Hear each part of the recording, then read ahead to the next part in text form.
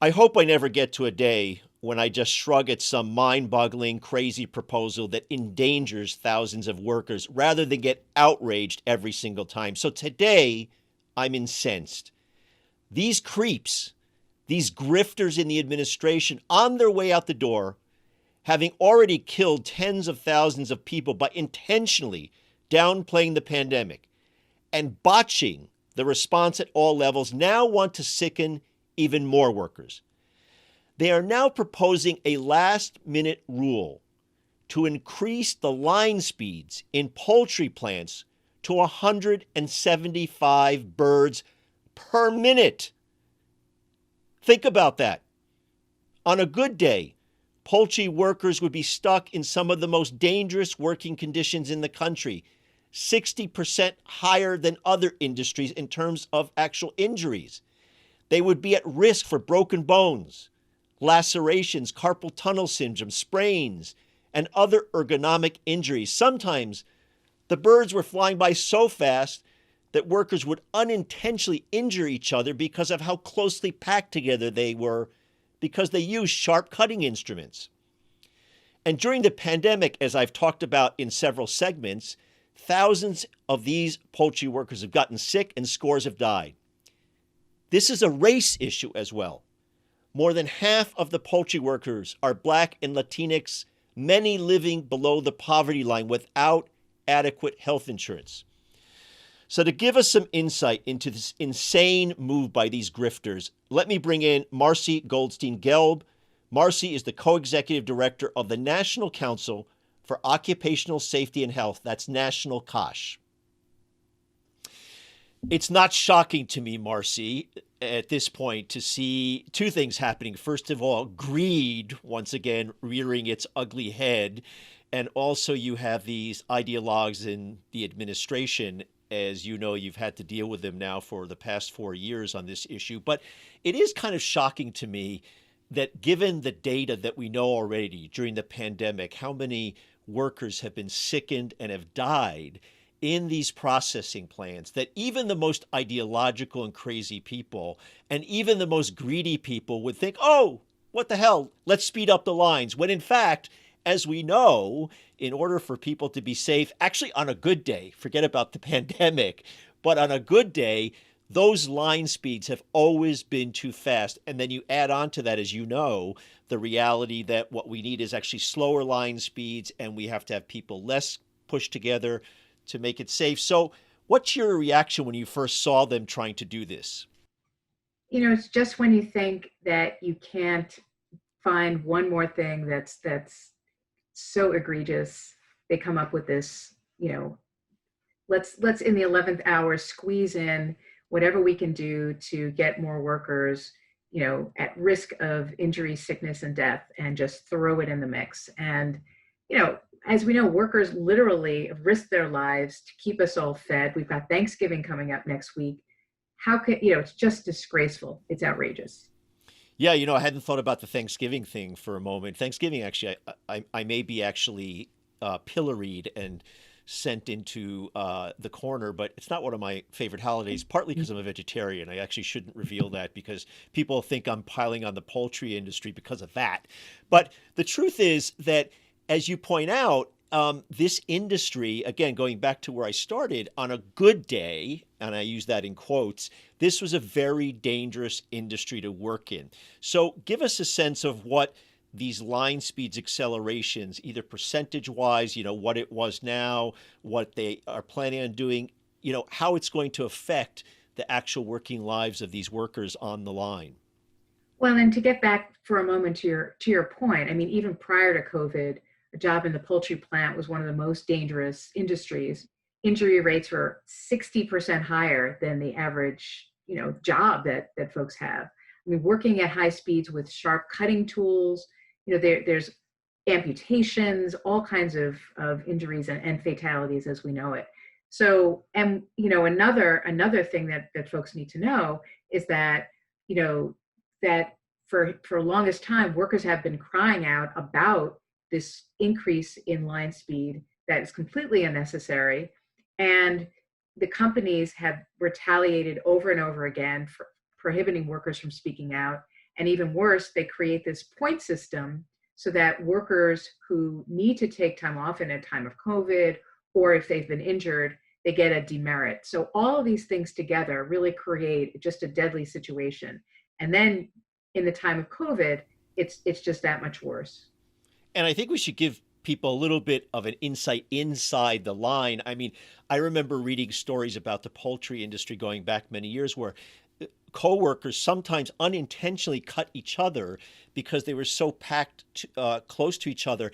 And these birds, these carcasses are flying by at very, very quick rates, and they have to keep up with the speed, and they have to make multiple cuts. So first of all, they get lots of carpal tunnel injuries, which people are familiar from using a computer. It's the same sort of injury, much more severe when you're doing that repetitive in many times. And then they're literally reaching over, and sometimes they'll reach over and grab a bird and they'll cut someone just by accident, right? Yeah. Yeah. I mean, they're packed, as you said, they're packed shoulder to shoulder. They're using sharp instruments, and the line speed is forcing them to work at a very rapid pace. Now picture that on steroids during COVID, where they're not practicing by any stretch social distancing. Plants are cold, so there's little airflow to prevent sort of elevate the transmission. Plants are also loud, so workers have to shout, which of course is another risk of spreading the infection. And then, with line speeds at that pace, you've got more and more people that need to be brought on board in order to keep up that level. And you're just talking about, shoulder to shoulder. So we're really creating a situation that's just completely intolerable. And let's make the point that well, this is a very, very profitable industry, right? Yeah, I mean these companies are doing, many companies are doing better than ever in a time where, people are just struggling to make ends meet. The more than half of the folks that we're talking about that work in this are Black and brown workers. They're folks that are, making very little money. They don't have the sort of time off that we, others can benefit from. And so we're really putting the squeeze on those that are, again, feeding us and making our lives, pleasant, and what we're doing for them is just disrespectful. And especially now in this time of very high unemployment, when the economy has been crashing, Yeah. workers are even more vulnerable, not just in this industry, by the way, probably in many industries that you are involved in and trying to protect workers, because even more so now, they're afraid of speaking up because they're afraid of losing their job. Yeah, and workers all over the country, shockingly, have been speaking up. Because they're crying out for help. They're being completely ignored by OSHA. On the contrary, OSHA is really putting them in a situation where they're worse off because those that do report complaints are being retaliated against. So in some ways, it's actually worse to have OSHA than it is to not, because they're put in a situation where they're at risk of losing their jobs, losing their livelihoods. So this is just really creating a devastating situation. On the contrary, we are workers are taking action. They're speaking up for their lives. There was just a recent New York Times video op-ed by workers. So workers are organizing more than ever, and we are hopeful that with the new administration, day one, the line speeds go back the way they were. More protections are put in place, and these workers are elevated to the so-called essential workers that they are deemed as a title. Mm-hmm. You led me to my next question. Clearly, the Trump administration is trying to, as it exits, even though the head of the administration, the president, doesn't acknowledge that he lost yet. That's a whole nother topic. I couldn't resist putting that in there, though.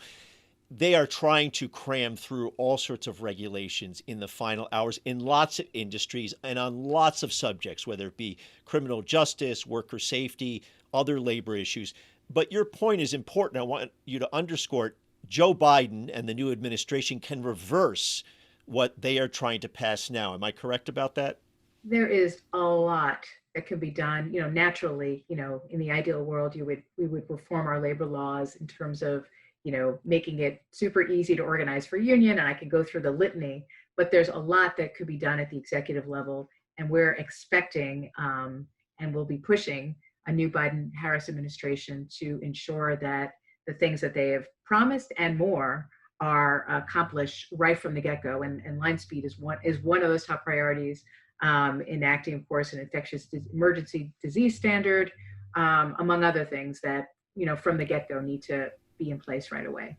Now, when they decide right now, the Trump administration folks, they're deciding to try to increase those line speeds. Can they do that automatically and say this is starting tomorrow, or is there a period of comment so that effectively it would not come into place because they have so little time before the inauguration of the next administration? Or am I wrong about that? Well, they're sending it to OMB as, to have a waiver approval from And that's OMB. the Office of Management and Budget. Let's That's get right. the Sorry, thank you. let's Yes, no acronyms here on this show. that's right. And so basically, what we're encouraging the public to do, and certainly our members to do, is to contact the Office of Management and Budget and to request a meeting, and to explain that this is something that should not be done, and to try to push off that process and to make sure that this doesn't take place. So all hands need to be on deck to stop this from going forward. Certainly, we can imagine that. That this is something that is going to be pushed as hard as the corporations are seeking to have that done, but we need to be speaking out into stopping it from happening. Hmm.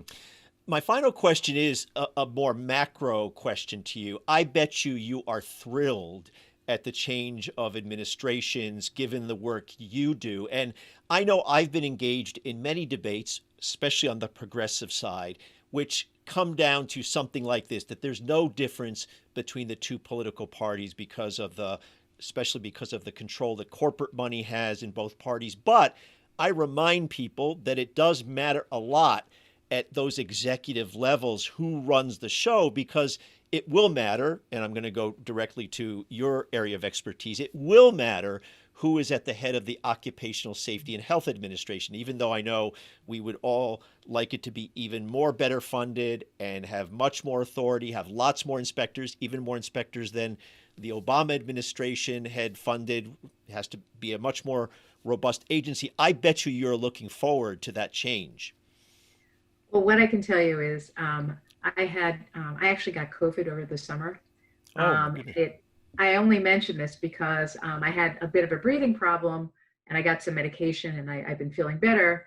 But the few days before the election, I couldn't breathe. And it had something to do with COVID, and it's something to do with just the fear of continuing this dismantling of our nation's, labor department in every form.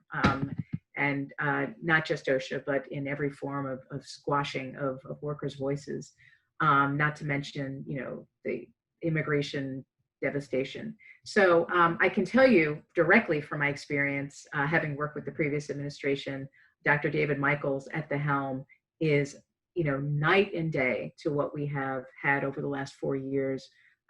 Just had a complete dismantling of the agency. And And to be clear, David Michaels was the head of the agency during the he was Obama the head of administration. OSHA. That's Mm-hmm. right, the Occupational Safety and Health Agency.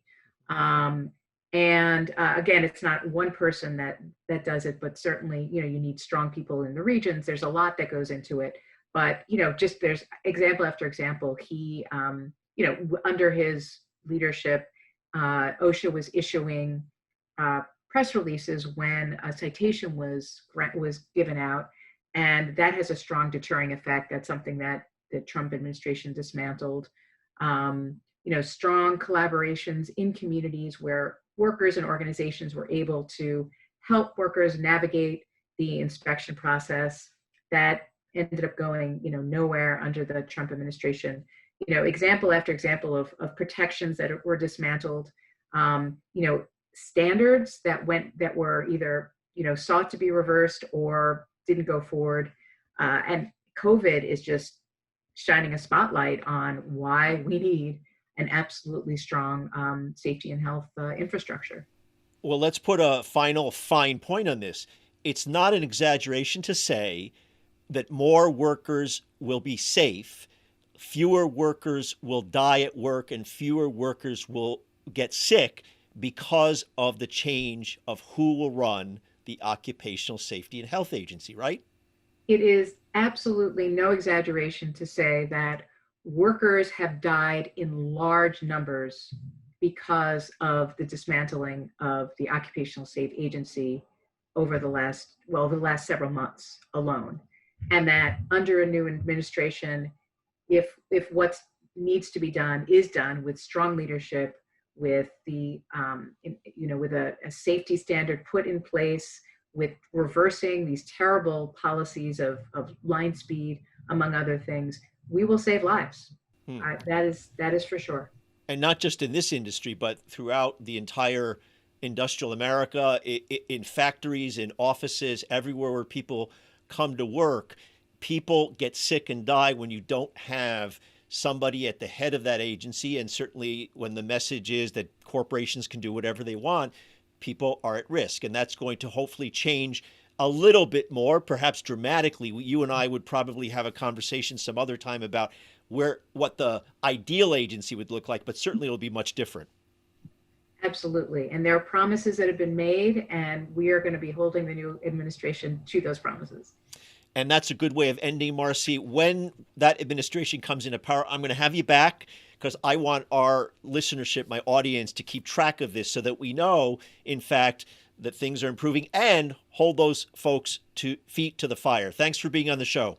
Thanks so much. Great to be here.